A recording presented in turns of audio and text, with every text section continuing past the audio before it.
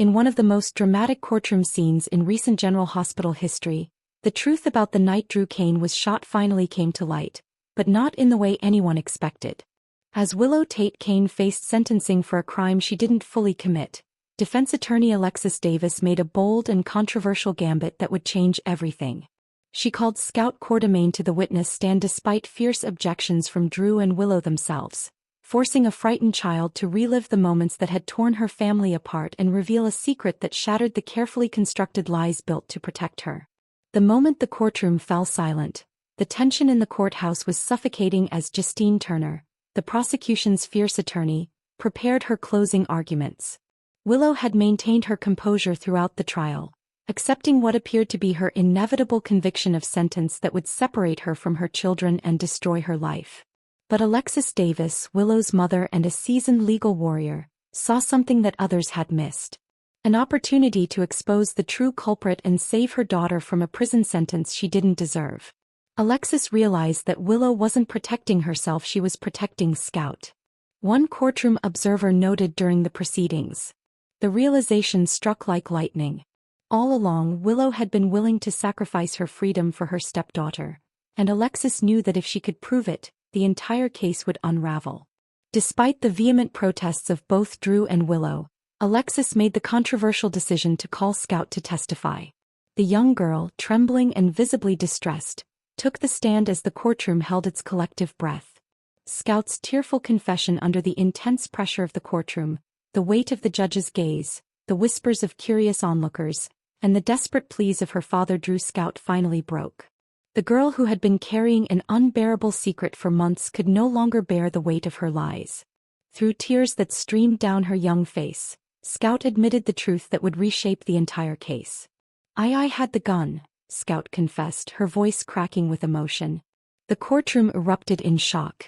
Gasps echoed through the chamber as journalists scribbled frantically in their notebooks and spectators leaned forward in disbelief. Scout explained through her sobs what had actually happened that terrible night. In a moment of anger toward her father, during a heated argument, the gun had found its way into her trembling hands.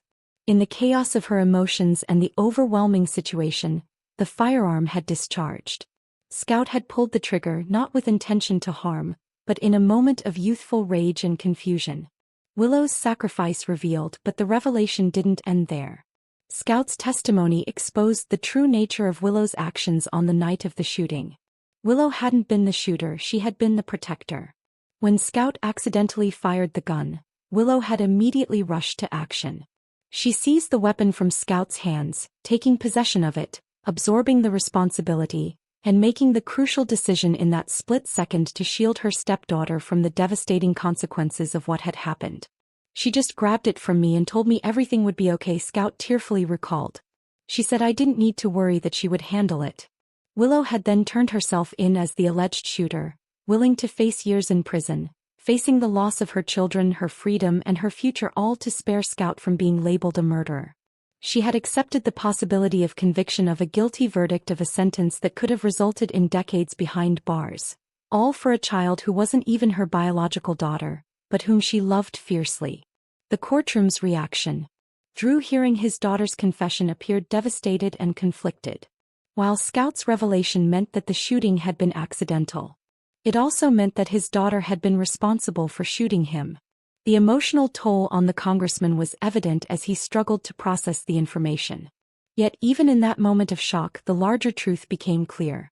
Willow had chosen sacrifice over truth, protection over self-preservation. Justine Turner, the prosecution's sharp-tongued attorney, found herself in an unexpected position. The case she had built against Willow, built on circumstantial evidence, speculation, and the assumption of deliberate intent, suddenly crumbled. Scout's confession had fundamentally altered the narrative of the night Drew was shot, a mother's unconditional love. As the courtroom began to fully comprehend what had transpired, the weight of Willow's sacrifice became undeniable.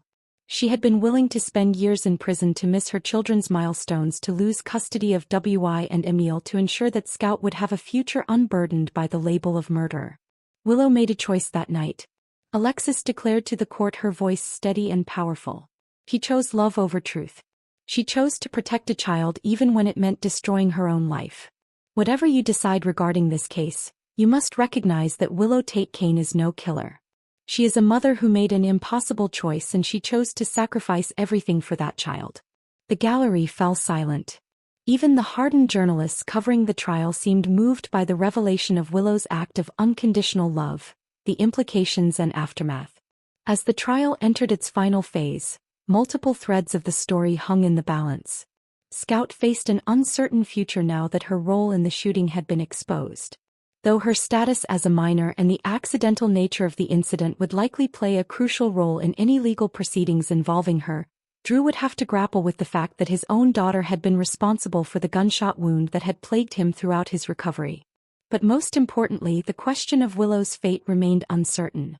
While Scout's testimony had demolished the prosecution's case that Willow had deliberately shot Drew with murderous intent, the legal complexities remained. Willow had confessed to possession of the weapon, had taken responsibility for the incident, and had covered up the truth. Whether a judge would view her actions as the desperate protection of a child or as obstruction of justice would determine whether she walked free or faced some form of legal consequence. The courtroom drama that had gripped Port Charles for months had finally reached its pivotal moment. And at the center of it all was Willow Tate Kane, a woman who, despite her own flaws and mistakes, had demonstrated a capacity for selfless love that transcended reason, logic, and self-preservation. Scout's testimony had exposed not a cold-blooded shooter, but a devoted stepmother willing to surrender everything for the child she loved. Next, we will learn about the explosive romantic turmoil brewing in Port Charles as three beloved couples face unexpected obstacles that threaten to tear them apart. The upcoming episodes promise passionate confrontations, heartbreaking revelations, and dramatic twists that will leave fans on the edge of their seats. Let's dive deep into these captivating storylines that are about to shake the very foundation of love in our favorite fictional town. Cody and Molly's romance novel dilemma. The relationship between Cody Bell and Molly Lansing Davis has blossomed into something truly special over recent weeks. After months of subtle glances and meaningful conversations, these two finally gave into their undeniable chemistry. Their recent passionate encounter left both of them breathless and eager to explore what could become a serious long-term relationship. Cody has found himself drawn to Molly's intelligence, wit, and compassionate nature, while Molly admires Cody's rugged charm, honest demeanor, and the protective instincts he displays toward those he cares about. Everything seemed to be falling perfectly into place for this budding romance. They had overcome initial hesitations and were ready to commit to building something meaningful together. However, a significant complication is about to emerge from an unexpected source that neither of them anticipated.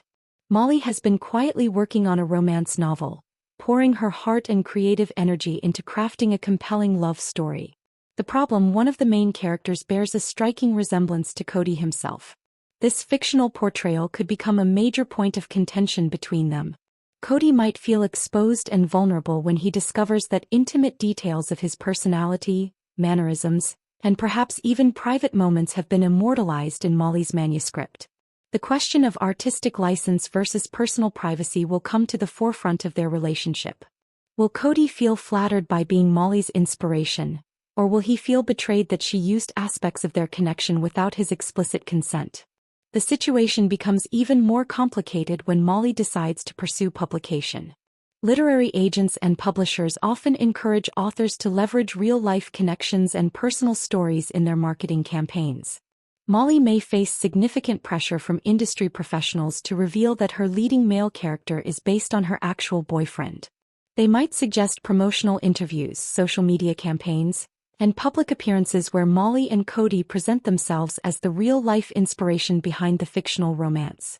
Cody, who values his privacy and has always been somewhat guarded about his personal life, will likely resist this commercialization of their relationship.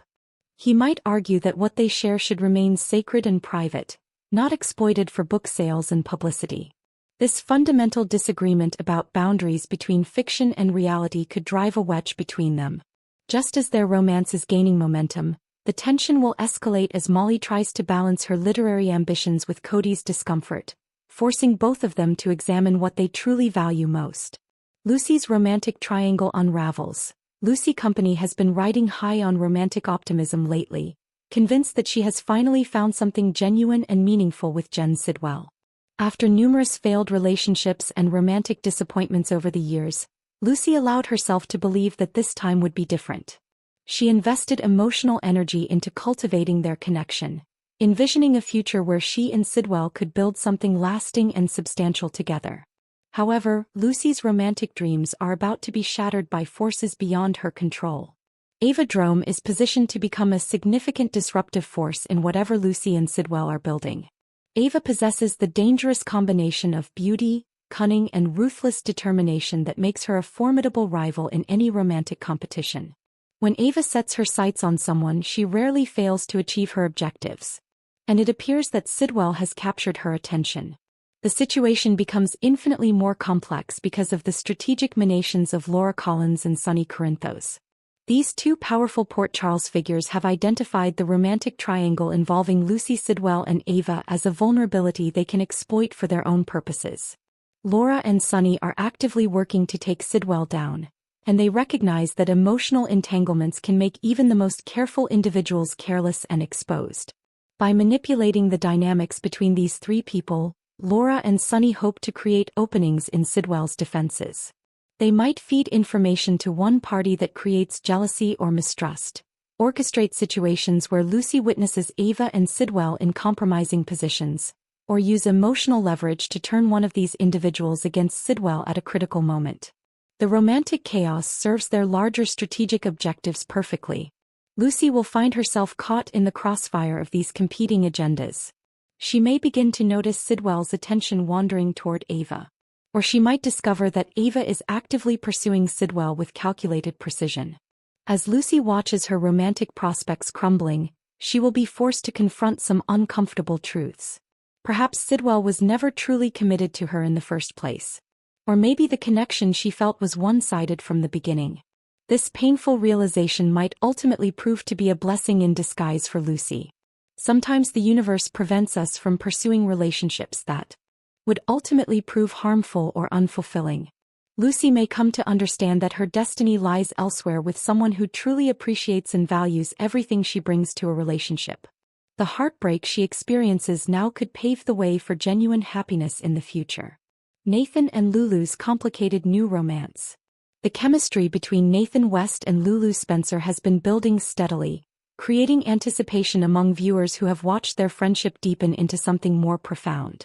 After spending considerable time together, sharing confidences and supporting each other through various challenges, Nathan and Lulu are finally ready to acknowledge that their feelings have evolved beyond simple friendship. The emotional connection they share has become impossible to ignore. Recent developments suggest that Nathan and Lulu are on the verge of crossing that crucial boundary from friends to romantic partners. The tension between them has reached a breaking point, and all signs indicate that they will share their first kiss very soon. This moment promises to be electric, charged with all the pent-up longing and attraction they've been suppressing. Both of them have been cautiously optimistic about exploring this new dimension of their relationship. However, their timing couldn't be worse. Just as Nathan and Lulu prepare to embark on this romantic journey together, a monumental event will dramatically alter the landscape of their lives. Maxie Jones, who has been in a coma, is finally awakening. Her return to consciousness represents a miracle that everyone has been praying for.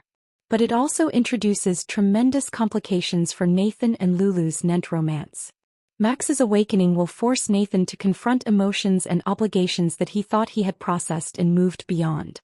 The history between Nathan and Maxie is deep and complex, filled with love, pain, and unresolved feelings. When Maxie opens her eyes and sees Nathan, all of those old dynamics will come rushing back. Nathan will find himself torn between his developing feelings for Lulu and his complicated history with Maxie. For Lulu, this situation presents an agonizing dilemma. She cares deeply for Nathan and was excited about the possibility of building a future with him. However, she also understands the significance of Max's return and the emotional weight that Nathan must be carrying. Lulu may choose to step back graciously, giving Nathan the space and time he needs to sort through his feelings without pressure or guilt.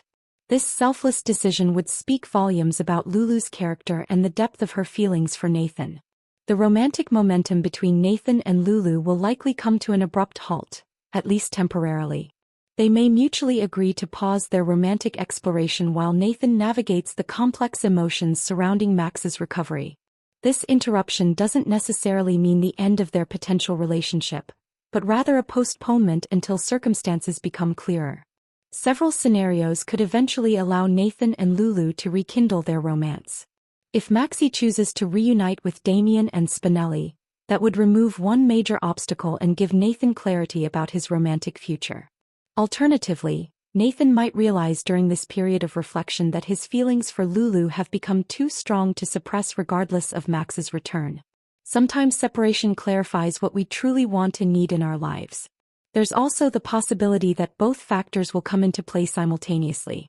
Maxie might recognize that her future lies with Spinelli, while Nathan discovers that his connection with Lulu represents something profound and irreplaceable. The combination of these realizations could pave the way for Nathan and Lulu to finally pursue their relationship openly and without guilt or complications. Next, we will learn about the fascinating approach that beloved General Hospital star Steve Burton and his wife Michelle Lunstom are taking toward the traditional New Year's resolution phenomenon that sweeps across the nation every January. Their refreshing perspective on health, fitness, and sustainable lifestyle changes might just revolutionize how you think about personal growth in 2026. Over the weekend, the power couple took to Instagram to share an intimate glimpse into their philosophy on self-improvement and wellness. The casual yet meaningful reel featured Steve and Michelle enjoying a peaceful stroll together, creating the perfect backdrop for an important conversation about commitment, consistency, and the psychology behind lasting change. What they revealed might surprise many of their followers who expected the typical January motivation speech that floods social media feeds this time of year. Michelle's revolutionary stance on resolutions. In a move that might seem counterintuitive at first glance, Michelle Lundstrom made a bold declaration that she won't be making any new resolutions for 2026. Before you jump to conclusions about complacency or lack of ambition, let's dive deeper into her reasoning. Michelle's decision stems from a much more sophisticated understanding of human behavior and sustainable change than the average person possesses. She's not avoiding resolutions because she's reached perfection, though her husband Steve might playfully suggest otherwise. Rather, she's chosen to embrace a philosophy of continuous commitment that transcends the artificial boundaries of calendar years. The truth is, Michelle has observed a pattern that health and fitness professionals have documented for decades. Every January, gyms overflow with eager newcomers armed with ambitious goals and brand new workout gear. Social media platforms become saturated with declarations of transformation and change. However, by mid-February, these same spaces grow quieter as motivation wanes and old habits creep back in. Michelle has witnessed this cycle repeat itself year after year, and she's decided to opt out of this predictable pattern entirely. Instead of relying on the arbitrary turning of a calendar page to spark motivation, Michelle and Steve have built their lives around consistent year-round commitment to health and wellness. They don't need a specific date to remind them to prioritize their well-being because they've integrated these values into their daily existence. This approach eliminates the pressure of perfection that often accompanies New Year's resolutions and replaces it with sustainable habits that become second nature over time. The power of community support. One of the most compelling insights Steve and Michelle shared with their General Hospital fan base revolves around the concept of accountability and peer support. They emphasized repeatedly that attempting to overhaul your lifestyle in isolation is one of the quickest paths to failure.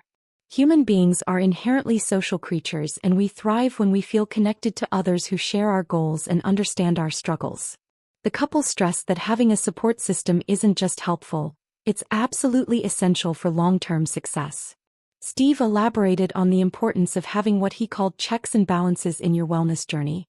When you're accountable to others, whether it's a workout partner, an online community, or a structured program, you're far more likely to show up even on days when motivation is lacking. This external accountability can bridge the gap between fleeting inspiration and lasting transformation. The couple has seen firsthand how people who engage with supportive communities maintain their commitment for longer than those who try to go it alone. The Locked-In Challenge unveiled. Building on their philosophy of community-driven wellness, Steve and Michelle announced their newest offering, the Locked-In Challenge. Set to launch on January 12th, this program represents their commitment to providing structured support for women who are serious about building sustainable health habits. The course isn't just another generic fitness program. It's a comprehensive approach to wellness that addresses the foundational elements often overlooked by traditional workout plans. The challenge has already generated significant buzz among their followers, with the comment section filling up with excited participants ready to commit. What sets this program apart is its focus on education rather than just exercise routines. Participants will learn the science behind macros and nutrition, empowering them to make informed decisions about their eating habits long after the challenge concludes. Michelle, who has developed quite a reputation as a knowledgeable foodie, will be sharing her expertise on creating delicious, nutritious meals that support fitness goals without sacrificing flavor or satisfaction. One particularly intriguing component is the 5-minute morning routine that the program promises to teach. In our fast-paced world where everyone claims to be too busy for self-care, a routine that takes only 5 minutes eliminates the excuse of time scarcity. This brief but powerful start to each day can set the tone for better decisions throughout the remaining hours, creating a ripple effect of positive choices. The program is specifically designed with women in mind, acknowledging the unique challenges and considerations that female bodies experience. From hormonal fluctuations to the mental load many women carry, the locked-in challenge addresses these factors head-on, rather than pretending they don't exist. Michelle's involvement ensures that the program isn't just theoretically sound, but practically applicable to real women living real lives. Accessibility and free resources. Steve and Michelle are well aware that not everyone has the financial flexibility to invest in structured programs, especially right after the expensive holiday season. Medical bills, holiday debt, and everyday expenses can make self-improvement courses seem like an impossible luxury for many people. Understanding this reality, Steve has made it a priority to share valuable content completely free through his social media platforms.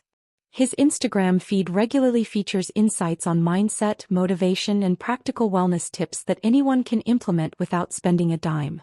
From quick workout demonstrations that require no equipment to mental strategies for overcoming obstacles, Steve provides genuine value to his followers regardless of their ability to purchase formal programs. This generosity has built tremendous goodwill within his community and demonstrates that his commitment to helping others extends beyond commercial interests. Those who follow Steve consistently report that his free content alone has helped them make significant progress toward their goals. His authentic approach and willingness to share his own struggles and victories creates a relatable narrative that inspires others to keep pushing forward even when progress feels slow. Community response and engagement. The response to Steve and Michelle's announcement has been overwhelmingly positive, with numerous fans expressing their intention to participate in the upcoming